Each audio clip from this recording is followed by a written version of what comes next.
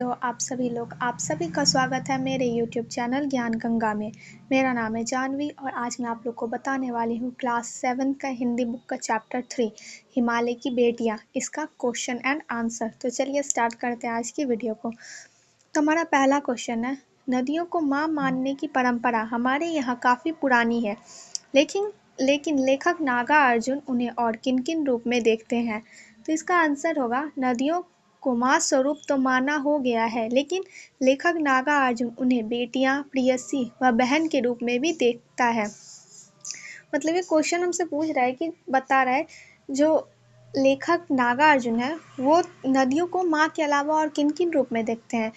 तो लेखक जो नागार्जुन है वो लेखक नदियों को बेटी, बहन, प्रेयसी और भी बहुत सारे रूपों में देखते हैं। तो हमारा सेकंड क्वेश्चन है, सिंधु और ब्रह्मपुत्र की क्या विशेषताएं बताई गई है। तो इसका आंसर होगा, सिंधु और ब्रह्मपुत्र हिमालय से निकलने वाली प्रमुख और बड़ी नदियां हैं। इन दोनों नदियों के बीच से अन्य दो छोटी बड़ी नदियां बहती है। ये नदियां दयालु हिमालय के पिघले दिल की एक एक बूंदे इकट्ठा होकर ये नदियां बनती है। ये नदियां सुंदर और लुभावनी लगती है। तो हमारा सेकंड क्वेश्चन है कि सिंधु और ब्रह्मपुत्र की क्या क्या विशेषता है। तो सिंधु, हम सब जानते हैं कि सिंधु और ब्रह्मपुत्र नदियों के नाम है और हमारे देश में जितनी सारी भी नदियाँ बहती हो, सिंधु हो, ब्रह्मपुत्र, गंगा, जमुना, जितनी भी नदियाँ हैं वो सारी नदियाँ हिमालय से ही निकलती है। तो लेखक बता रहे हैं कि सिंधु और ब्रह्मपुत्र हिमालय से निकलने वाली दो प्रमुख नदियां हैं और इन नदियों के बीच से बहुत सारी छोटी बड़ी नदियां बहती रहती है। ये हिमालय के दिल से पिघले हुए बूंदों से इकट्ठा होती है, मतलब हिमालय की बर्फ से पिघल के ये नदियां बनती है और ये नदियां बहुत ही सुंदर और लुभावनी प्रतीत होती है। हमारा थर्ड क्वेश्चन है,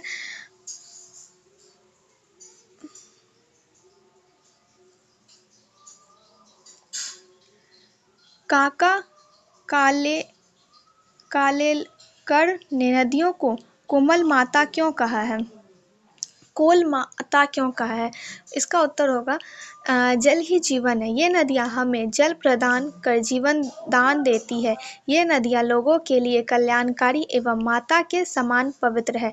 इन नदियों के किनारे ही लोगों ने अपनी पहली बस्ती बसाई और खेती बाड़ी करना शुरू किया। इसके अलावे ये नदियाँ गाँवों और शहरों की गंदगी भी अपने साथ बहाकर ले जाती है। इनका जल भूमि की उर्वरक शक्ति बढ़ाने में विशेष भूमिका निभाती है। मानव के आधुनिकीकरण में, जैसे बिजली बनाना, सिंचाई के नवीन साधन आदि में उन्होंने पूरा सहयोग दिया है। मनुष्य के लिए ही नहीं बल्कि पशु पक्षी, पेड़ पौधे आदि के लिए भी बहुत ज़रूरी है। इस प्रकार नदियाँ हमारे लिए कल्याणकारी है। यही कारण है कि काका कालेलकर ने इन्हें लोक माता कहा है। तो हमारा थर्ड क्वेश्चन है कि काका कालेलकर ने नदियों को लोकमाता क्यों कहा है। तो इसका आंसर ये बताया जा रहा है कि काका कालेलकर ने नदियों को लोकमाता इसलिए कहा है क्योंकि ये नदियों का जो पानी है वो हर क्षेत्र में हमारी मदद करता है। हम लोग जहाँ पे पानी देखे वहीं पे अपनी बस्ती बनाए। पानी से ही हम अपने खेतों को सींचते हैं ताकि हमारा अनाज उत्पन्न हो सके।